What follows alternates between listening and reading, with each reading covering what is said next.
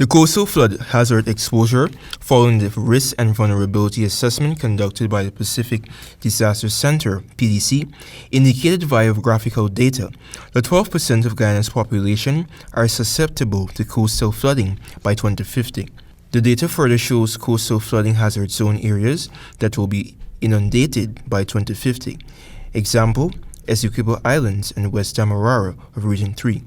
Sir Brian PDC Disaster Services Analyst during a PowerPoint presentation gave an overview of the critical infrastructure and assets in the regions that may be affected by coastal flooding. Areas inundated by extreme sea levels by the year 2050. 9 seaports, 11% of the country's schools and colleges, 12% of health clinics, 14% of fire stations, and 10% of water control structures. Brian posited that the discussions on key risk reduction recommendations and procedures emanating from the baseline assessment are expected to improve Guyana's preparedness and response capabilities in the event of a disaster and aid planning for future climate-driven disaster impacts.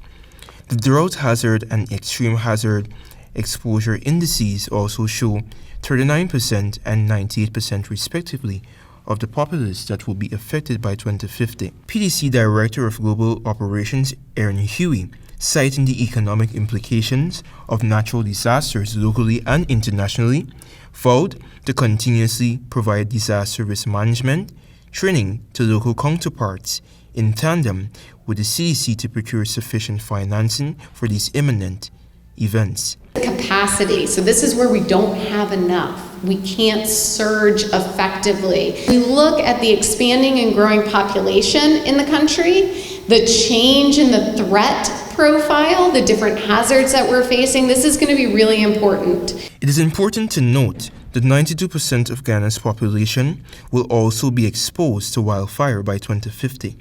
Graphical data shows regions 4, 6, 9, and 10 being high and very high on the list as wildfire hazard zones.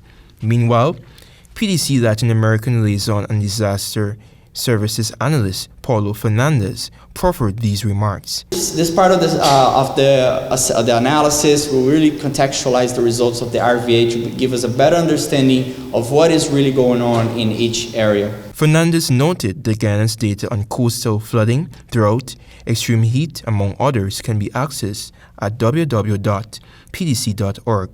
Antonio Dey reporting for the HCP 90 News.